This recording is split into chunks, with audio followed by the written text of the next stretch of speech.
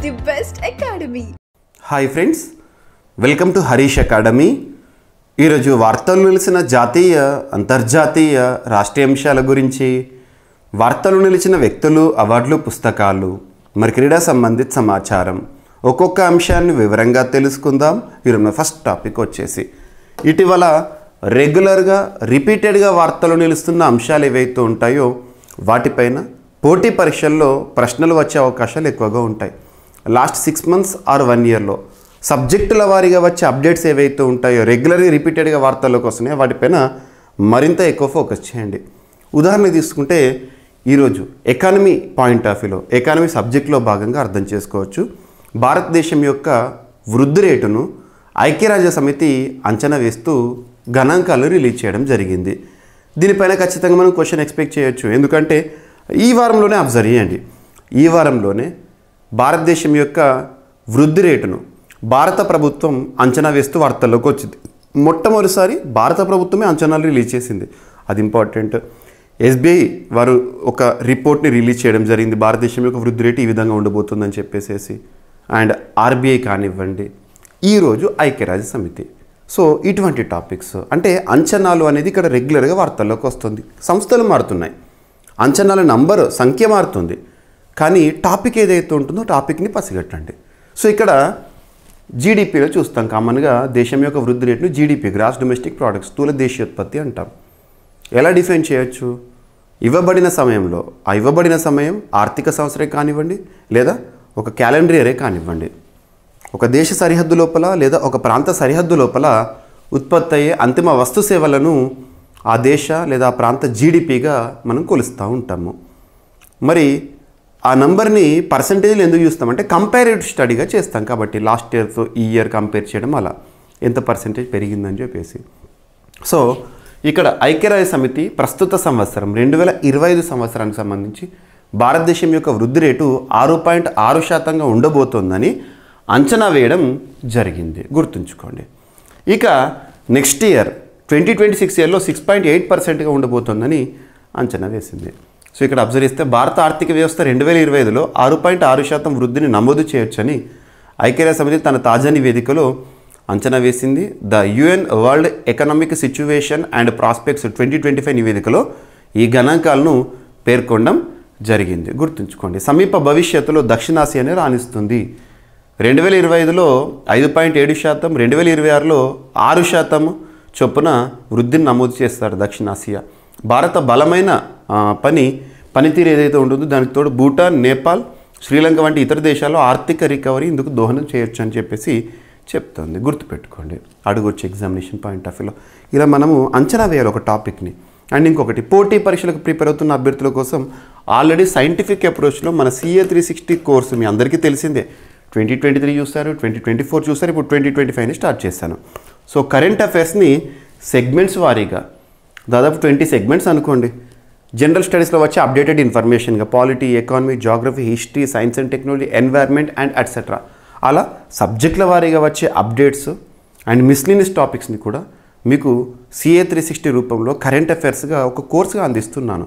Already ఎగ్జామినేషన్స్లో, రీసెంట్గా ముగిసిన ఎగ్జామినేషన్లో 100% కరెంట్ అఫైర్స్ని మనం ఎలా కవర్ చేసామో మీకు చూపించాను కూడా యూట్యూబ్ లైవ్ సెషన్స్ ద్వారా. సో ఇక 2025 కోర్స్ కూడా ప్రారంభమవుతోంది. ఓల్డ్ ఆస్పిరెంట్స్ కోసం నేను కూపన్ బెనిఫిట్ కూడా ఇచ్చాను. సో ఇక్కడ మీరు జీవీకే స్టడీ సర్కిల్ యాప్ని ఇన్స్టాల్ చేసుకోండి. జీవీకే స్టడీ సర్కిల్ యాప్ని ఇన్స్టాల్ చేసుకోండి. అన్ని కోర్సులపైన ఈ పండగ సందర్భంగా మీకు భారీ ఆఫర్లను ప్రకటించాను. అండ్ నిన్నటి రోజున మిషన్ 100 కోర్స్ని లాంచ్ చేయడం జరిగింది. సో ప్రతి ఒక్క అభ్యర్థి చూడండి. సో పోటీ పరీక్షలకు ప్రిపేర్ అయ్యే అభ్యర్థి జనరల్ స్టడీస్ పాయింట్ ఆఫ్ వ్యూలో polity, economy, geography, history, science ఇలాంటి సబ్జెక్ట్ వారీగా ఏ పాయింట్స్ని ఖచ్చితంగా చదవాలి, ఏ ఏరియా పైన ఫోకస్ చేయాలి, అటువంటి ఏరియాస్తో కూడిన 100 గంటల కోర్సు మిషన్ 100 ఇనాగ్రల్ ఆఫర్తో నిన్నటి రోజున ప్రారంభించాను. సో అభ్యర్థులు అందులో ఉండే కంటెంట్ నేమ్స్ అయినా కూడా ఒకసారి చూడండి. అంటే ఆ టాపిక్స్ నుండి రెగ్యులర్గా క్వశ్చన్స్ వస్తున్నాయి, ఏ పోటీ పరీక్షనే వేస్తాయి పోటీ పరీక్షన. సో జీవీకే స్టడీ సర్కిల్ యాప్ని ఇన్స్టాల్ చేసుకోండి. మీకు అన్ని కోర్సుల పైన కూడా భారీ ఆఫర్ అనేది ఇవ్వడం జరిగింది. ఓకేనా. నెక్స్ట్, పునరుత్పాదక ఇంధనం. సో రెన్యూవబుల్ ఎనర్జీ ప్రస్తుతం ప్రపంచాన్ని నడిపిస్తుంది. రెన్యూవబుల్ ఎనర్జీ, పునరుత్పాదక శక్తి లేదా ఇంధనాలు. సో ఇక్కడ రికార్డు స్థాయిలో ఉత్పత్తి అయిందంటే భారతదేశంలో 2024 సంవత్సరంలో 30 గిగావాట్ల పునరుత్పాదక ఇంధన సామర్థ్యాన్ని జత చేసిందంట భారతదేశంలో.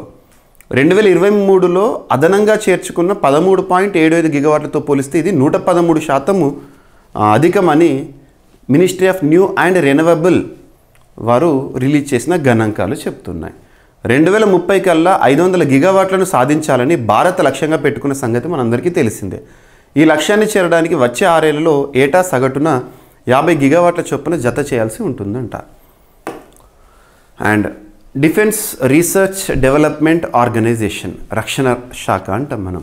సో డిఆర్డిఓ వారు అభివృద్ధి చేసిన బహుళ పొరల దుస్తులు అనే వార్తల్లోకి వచ్చినాయి. ముఖ్యంగా extreme cold temperatures, cryo temperatures ఏవైతే ఉంటాయో అక్కడ కూడా ఉపయుక్తంగా ఉండే, ముఖ్యంగా రక్షణ రంగంలో పనిచేసే వరకు ఉపయుక్తంగా ఉండే దుస్తులు అనుకోండి. సో వీటిని ఏమని పిలిచారంటే హిమ్ కవచ్. హిమ్ అంటే మనం ఏమంటాం ఐస్, లేదా హిమ్ అంటే మంచు, అలాంటి అర్థాలతో చూస్తాము. హిమ్ కవచ్, కవచ్ అంటే దుస్తులు.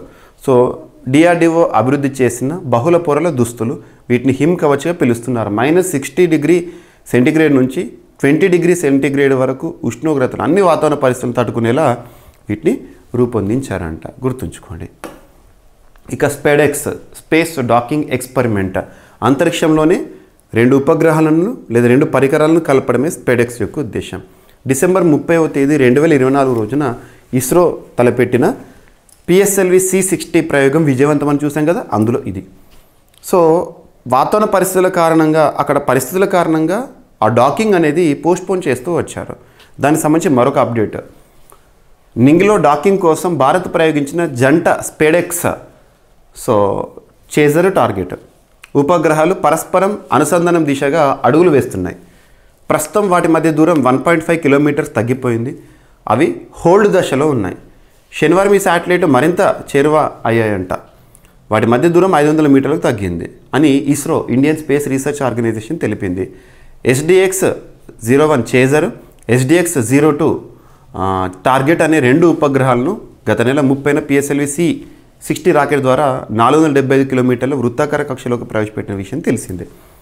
ఈ జనవరి మంత్ 7th లేదా 9thలోనే వాటిని డాకింగ్ అనుసంధానం చేయాలనుకున్నారు, కానీ పరిస్థితుల కారణంగా, వివిధ కారణాల వల్ల పోస్ట్పోన్ చేశారు. మరింత పోస్ట్పోన్ జరిగింది. సో జాతీయ జల రవాణా, నేషనల్ వాటర్ వేస్ అంటాం కదా భారతదేశంలో, జాతీయ జల రవాణాకు 50,000 కోట్ల రూపాయలు కేటాయించారంట. వచ్చే 5 ఏళ్లలో జాతీయ జల రవాణాకు సంబంధించి మౌలిక వసతులు అంటే ఇన్ఫ్రాస్ట్రక్చర్ డెవలప్మెంట్ కోసం, అంటే ఇది క్యాపిటల్ ఎక్స్పెండిచర్, 50,000 కోట్ల రూపాయల పెట్టుబడులు పెట్టనున్నారు. Inland water ways development council సమావేశంలో ఆ మేరకు పెట్టుబడుల ప్రతిపాదనలు వచ్చినట్లు అధికారిక ప్రకటన వెల్లడైందంట. మౌలిక వసతుల అభివృద్ధి ద్వారా కోస్తా ప్రాంతంలోని సామాజిక ఆర్థిక అభివృద్ధిని మెరుగుపరచడం కోసం రివర్ అండ్ కమ్యూనిటీ డెవలప్మెంట్ స్కీమ్ని తీసుకొచ్చినట్లు తెలిపారు. దేశంలో అంతర్గత జల రవాణాకు మద్దతు ఇచ్చేందుకు వచ్చే 5 ఏళ్లలో 1000 పర్యావరణ హిత నౌకలను ఆవిష్కరించనున్నట్లు చెప్పడం జరిగింది. Ministry of ports, shipping, water ways concern మినిస్టర్గా, కేంద్ర మంత్రిగా ప్రస్తుతం ఎవరు విధులు నిర్వర్తిస్తున్నారు? సర్బానంద సోనోవాల్ గారు, గుర్తుపెట్టుకోండి. ఇక ప్యాంగోలిన్స్ మనం తరచూ చూస్తూ ఉంటాం, వార్తల్లో వింటూ ఉంటాము. అక్రమ రవాణా చేస్తున్నారు, పోచర్స్ అని చెప్పేసి, వేటగాళ్ళని చెప్పేసి, దాని పోలీసుల కోసం ఉండే డిమాండ్ అని ఇవన్నీ చూస్తాము. అలా ప్యాంగోలిన్కి సంబంధించి కొత్త జాతి ఇటీవల వార్తల్లోకి వచ్చింది. సో ప్యాంగోలిన్ జీవికి సంబంధించి ఒక కొత్త జాతిని జువలాజికల్ సర్వే ఆఫ్ ఇండియా శాస్త్రవేత్తలు గుర్తించారు. దీనికి ఇండో బర్మీస్ ప్యాంగోలిన్, మ్యానిస్ ఇండో బర్మనికా, ఏదైనా ఒక జీవి, ఆ స్పెసీస్ వృక్ష జాతైనా జంతు జాతైనా వార్తల్లోకి వచ్చిందంటే దాని యొక్క సైంటిఫిక్ నేమ్ గుర్తుంచుకోండి. సో మ్యానిస్ ఇండో బర్మానికా ఇటీవల వార్తల్లోకి వచ్చింది. అదేంటిది అంటారు? ఒక పామ, లేదా వార్తలు ఇచ్చిన కొత్త కప్పజాత, లేదా బటర్ఫ్లయా, ఇలా అడుగుతారు, మొక్కజాత, అలాగా. ఓకేనా? 34 లక్షల ఏళ్ల కిందట చైనీస్ ప్యాంగోలిన్ జాతి నుంచి ఈ జాతి విడిపోయి ఉంటుందని భావిస్తున్నారు శాస్త్రవేత్తలు. ఈ జంతువుల పరిణామక్రమ వైవిధ్యంపై కొత్త వివరాలను ఇది వెలుగులోకి తెస్తుందని జువలాజికల్ సర్వే ఆఫ్ ఇండియా శాస్త్రవేత్తలు అంచనా వేస్తున్నారు. అండ్ అంతరిక్షంలో సౌర ఆనకట్ట, సోలార్ ఎనర్జీ కోసం చైనా భారీ ప్రాజెక్ట్. ఎటువంటి వాతావరణ పరిస్థితుల్లో సంబంధం లేకుండా, డే నైట్ అని తేడా లేకుండా సౌరశక్తిని ఉత్పత్తి చేయడము, సో శక్తిని ఉత్పత్తి చేయడం కోసం చైనా తీసుకున్న నిర్ణయం. అంతరిక్ష పునరుత్పాదక ఇంధన రంగంలో చైనా ఓ భారీ ప్రాజెక్ట్ని చేపట్టబోతుందంట. రాత్రి పగలుతో సంబంధం లేకుండా అంతరిక్షంలో సౌర విద్యుత్తును ఉత్పత్తి చేయాలని భావిస్తోంది. ఇందుకోసం భూమికి 32,000 కిలోమీటర్ల ఎత్తులో భూస్థిర కక్షలో కిలోమీటరు పొడవున సౌర ఫలకాలను ఏర్పాటు చేయనుందంట. తద్వారా నిరంతరం సౌర విద్యుత్తును ఉత్పత్తి చేయనుంది. భూమిపై ఉన్న సౌర ఫలకాలు కేవలం సూర్యరశ్మి ఉన్నప్పుడే విద్యుత్తును ఉత్పత్తి చేయగలవు. ఎండల్లో 2024 రికార్డు సాధించిందంట. హయ్యెస్ట్ టెంపరేచర్ అనుకోండిక. చరిత్రలో అత్యంత ఎక్కువ ఉష్ణోగ్రతలు నమోదైన ఏడాదిగా 2024 రికార్డులకు ఎక్కినట్టు ఐరోపా వాతావరణ సంస్థ కోపర్నికస్ క్లైమేట్ చేంజ్ వారు మరొకసారి వెల్లడించారు. అంతర్జాతీయ వాతావరణాన్ని నమోదు చేయడం 1850లో ప్రారంభమైందని, అప్పటి నుంచి అత్యంత ఎక్కువ వేడి వాతావరణం గత ఏడాదే నమోదైనట్టు చెప్పడం జరిగింది. గుర్తుంచుకోండి.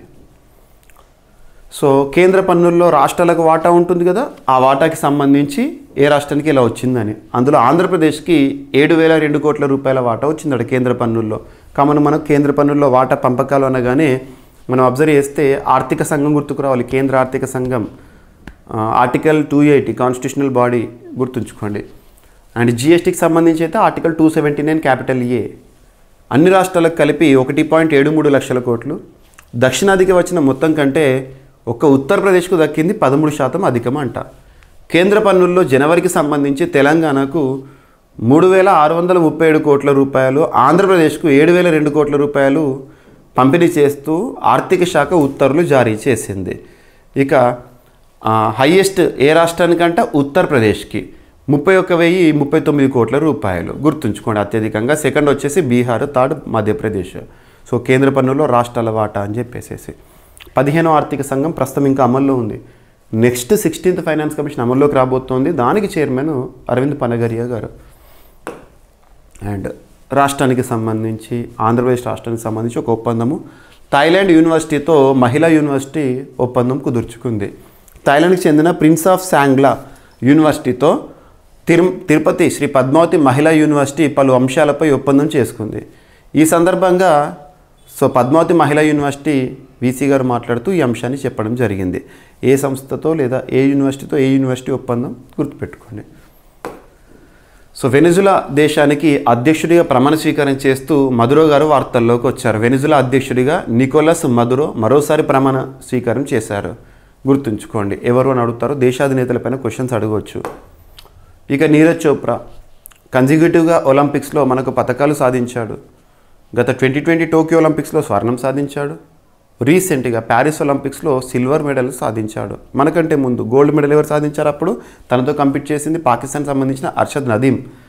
ఇప్పుడు 2024 సంవత్సరానికి గాను వరల్డ్స్ బెస్ట్ మేల్ జావెలిన్ థ్రోయర్గా మన నీరజ్ చోప్రా వార్తల్లోకి వచ్చాడు. గుర్తుంచుకోండి. ఈ హానర్ ఎవరు గుర్తించారంటే the honour has been announce by US based sports magazine track and field news వారు ఇచ్చిన ఒక ర్యాంకింగ్ అనుకోండి. ఓకేనా? ఇవి ఫ్రెండ్స్ ఈరోజు వార్తలు నిలిచిన అంశాలు. ఒకసారి ర్యాపిడ్గా చూస్తే భారతదేశం యొక్క వృద్ధి రేటుని ఐక్యరాజ్య సమితి ఏ విధంగా అంచనా వేస్తుందని, పునరుత్పాదక శక్తి విషయంలో రికార్డు, అండ్ హిమ్ కవచ్ దుస్తులు, DRDO అభివృద్ధి, మరింత చేరువైన స్పెడెక్స్ ఉపగ్రహాలు, జాతీయ జల రవాణాకు 50,000 కోట్ల రూపాయల కేటాయింపు, ప్యాంగోలిన్లో కొత్త జాతి, అండ్ అంతరిక్షంలో సౌర ఆనకట్ట ఉత్పత్తి కోసము చైనా, ఎండల్లో 2024 రికార్డు అని చెప్పేసి కోపర్నికస్ సంస్థ వెల్లడి, కేంద్ర పన్నుల్లో రాష్ట్రాల వాటా ఏ విధంగా ఉంది, థాయిలాండ్ యూనివర్సిటీతో ఆంధ్రప్రదేశ్ రాష్ట్ర మహిళా యూనివర్సిటీ ఒప్పందం కుదుర్చుకుంది, వెనిజులా అధ్యక్షుడిగా నికోలస్ మదురో గారు మరోసారి ప్రమాణ స్వీకారము, Neeraj Chopra world's best male athlete of the ఇయర్గా, జావెలిన్ థ్రోయర్ ఆఫ్ ద ఇయర్గా వార్తల్లోకి వచ్చాడు. ఇవి ఫ్రెండ్స్ ఈరోజు వార్తలు నిలిచిన అంశాలు. మిస్లేనియస్ అంశాలను మిగిలిపోతే రేపటి క్లాస్లో జోడించి మరొకసారి నేర్చుకుందాం. రేపు కలుద్దాం. Thank you.